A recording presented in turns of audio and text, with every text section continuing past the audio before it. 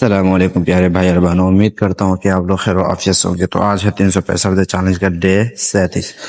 تو آج تقریباً سو کر اٹھتے ہیں میں 12 بجے، اس لیے کہ رات بھر سو نہیں پایا تھا۔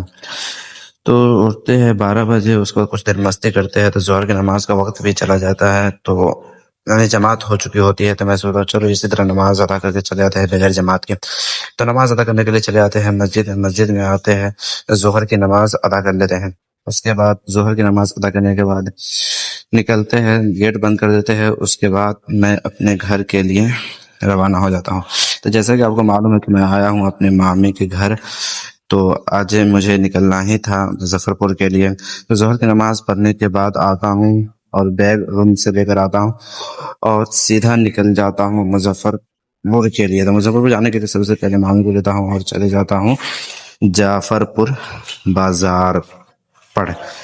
ٹوٹو میں سوار ہوتا ہوں اور فائنلی کچھ دوروں میں پہنچ جاتا ہوں سیدھا جعفر پور بازار۔ پارو پہنچتے ہیں، اس کے بعد جتنا پیسہ ہوا تھا بھائی سے وہ پیسہ دیتے ہیں، اس کے بعد گاڑی تلاش کرنے لگتے ہیں مظفر پور کے لیے۔ تو فائنلی کچھ دنوں میں گاڑی مل جاتی ہے، لیکن گاڑی ایسے ملتی ہے کہ یہ مظفر پور تو ڈائریکٹ نہیں جائیں گے بلکہ سرائیاں تک بھائی صاحب جائیں گے۔ تو خیر میں سرائیاں ہی کے لیے بیٹھ جاتا ہوں، اس لیے انتظار کرنا مناسب بھی نہیں تھا۔ تو بیٹھتا ہوں، اس کے بعد کچھ دیر میں پارو اسٹیشن کراس کرتا ہوں۔ پارو اسٹیشن کراس کرتے ہی ہیں کہ کچھ دیر روڈ کا نظارہ کرتے ہیں، اس کے بعد سیدھا پہنچ جاتے ہیں میں پارو بازار پر۔ یہ جو آپ منظر دیکھ رہے ہیں یہ پارو بازار کا منظر ہے، یہ بہت ہی مشہور چوک ہے۔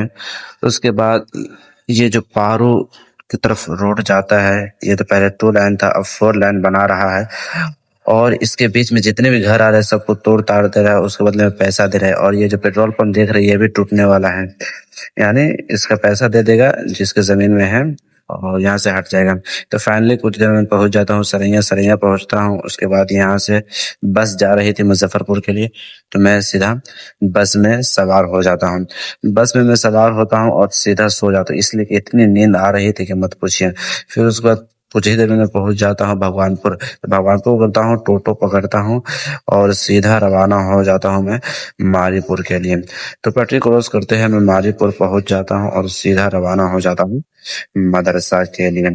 تو مدرسہ بھی پہنچ جاتے ہیں، کچھ دیر میں مدرسہ پہنچنے کے بعد ہو جاتا ہے افطاری کا وقت۔